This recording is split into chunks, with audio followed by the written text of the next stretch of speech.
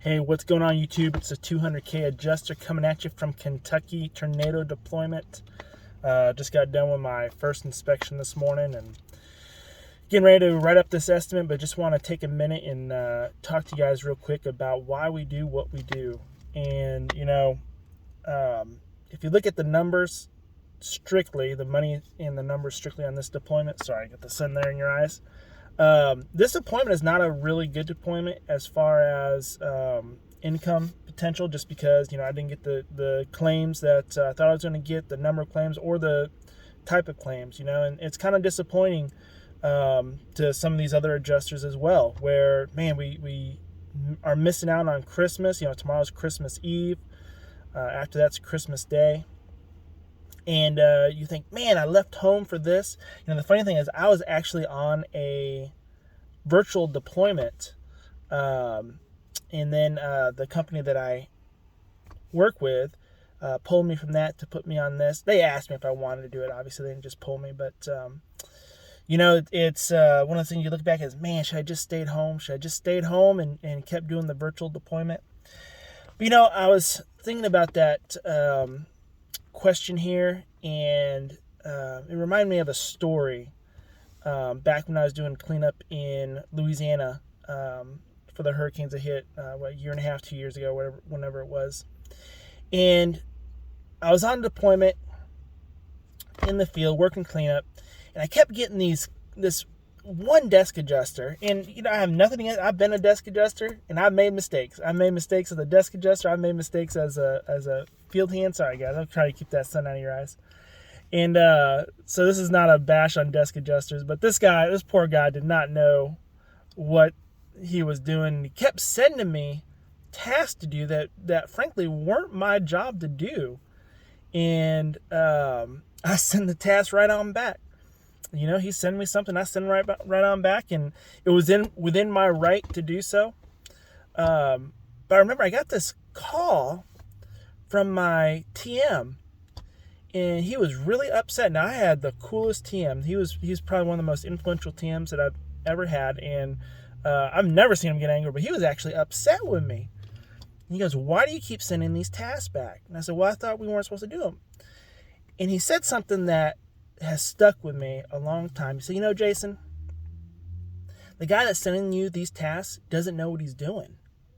Who do you think is going to serve this client better, you or him?" Wow, what a thought, right?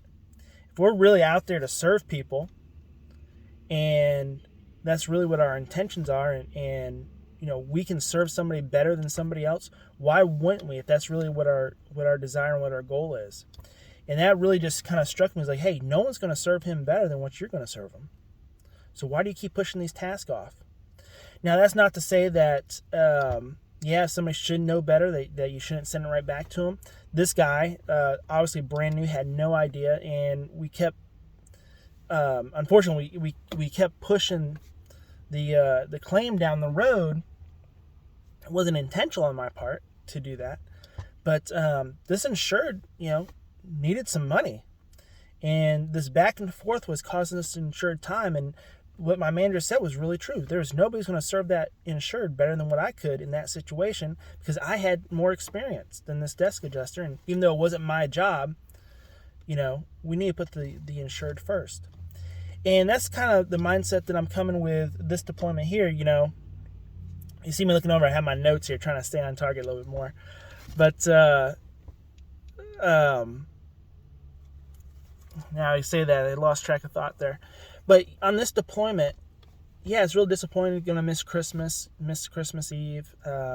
This deployment will probably wrap up middle of next week if I had to guess. It may not. Something may change. They may try to keep you around for cleanup, which I'd be okay with, to the springtime. But you know what? I could sit there and say, why did I take this deployment? Why didn't I let somebody else do it? But at the end of the day, you know what? There's nobody who's going to serve these people more or better than what I'm going to do. I have to believe that. They could have gotten a new adjuster up here, and these people will not be served as good as what I could have served them. And you know what? If you're going to be a great adjuster, you have to have that same mindset. No one's going to serve your insureds better than you. And again, I'm not saying that every time you get a task that really shouldn't be kicked to you, that you should accept it, especially if the person should know better. But there comes a point in time where it's, hey, it doesn't matter if it was my responsibility or not. It doesn't matter if somebody else could do it or not. These people need help.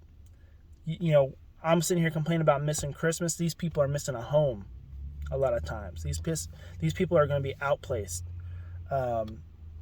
Their personal property they have a lot of memories with are totally gone. How selfish of me to think, man, I should be home for Christmas. What a better way to celebrate the meaning of Christmas than to serve people and give them your best. So anyways, I just wanted to share that with you guys. We all get excited about the money, and that's sure. You know what? This is an industry where you can make a lot of money, and it can change your life in a lot of good ways. That's why it's named what it is, a 200K adjuster. It's a life-changing career. But at the end of the day, we got to remember why we do this for, and it's not really for us. It's for the insureds. And if we can keep that mentality, we'll be in this thing for a while. We'll figure it out. We'll figure out how to manage our money like we talked about. We'll figure out how to network like we're going to talk about. We're going to figure out how to do these inspections, how to give these insureds the best possible coverage if we're really focused on the insureds and not just the money. So just wanted to bring that out to you guys. Hope you guys are doing well. Like and subscribe below if you haven't already. Next series of videos is going to be on networking, so I think it's going to be great. We'll talk to y'all later.